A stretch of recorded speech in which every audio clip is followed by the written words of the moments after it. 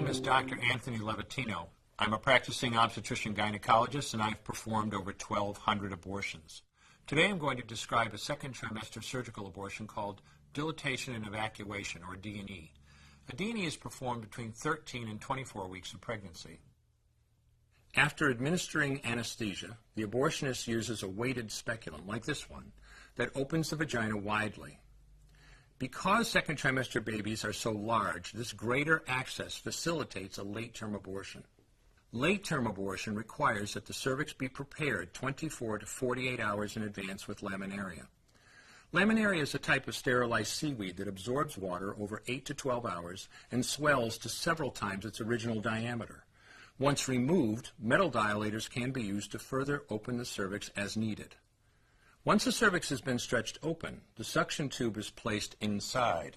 A baby at 20 weeks gestation is as big as the length of my hand, from head to rump, not counting the legs.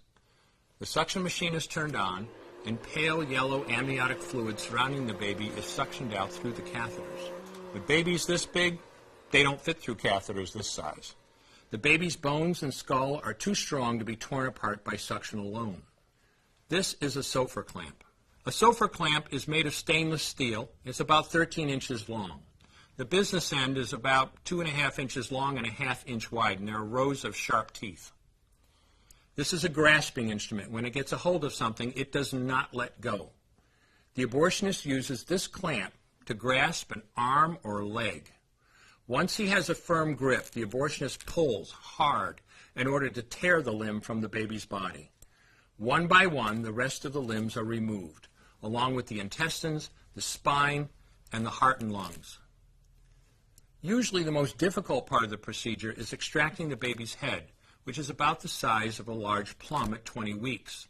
The head is grasped and crushed. The abortionist knows he has crushed the skull when a white substance comes out of the cervix. This was the baby's brains. The abortionist then removes skull pieces. He removes the placenta and any leftover parts of the baby with a curette, scraping the lining of the uterus for any remaining tissue. The abortionist then collects the baby parts and reassembles them to make sure that there are 2 arms, 2 legs, and all the pieces. Once all the parts have been accounted for, the abortion is complete. For the woman, this procedure carries a significant risk of major complications, including perforation or laceration of the uterus or cervix, with possible damage to the bowel, bladder, and other maternal organs. Infection and hemorrhage can also occur, which can even lead to death. Future pregnancies are also at greater risk for loss or premature delivery due to abortion-related trauma and injury to the cervix. As I mentioned at the beginning, I'm Dr. Anthony Levatino, and in the early part of my career as an OBGYN, I performed over 1,200 abortions. One day, after completing one of those abortions, I looked at the remains of a preborn child whose life I had ended, and all I could see was someone's son or daughter. I came to realize that killing a baby at any stage of pregnancy for any reason is wrong. I want you to know today, no matter where you're at or what you've done, you can change. Make a decision today to protect the preborn. Thank you for your time. I will no longer do any more abortions. When you finally figure out that killing a baby that big for money is wrong, that it doesn't take you too long to figure out it doesn't matter if the baby is this big or this big or this big or maybe even this big, it's all the same. And I haven't done any since then, and I never will.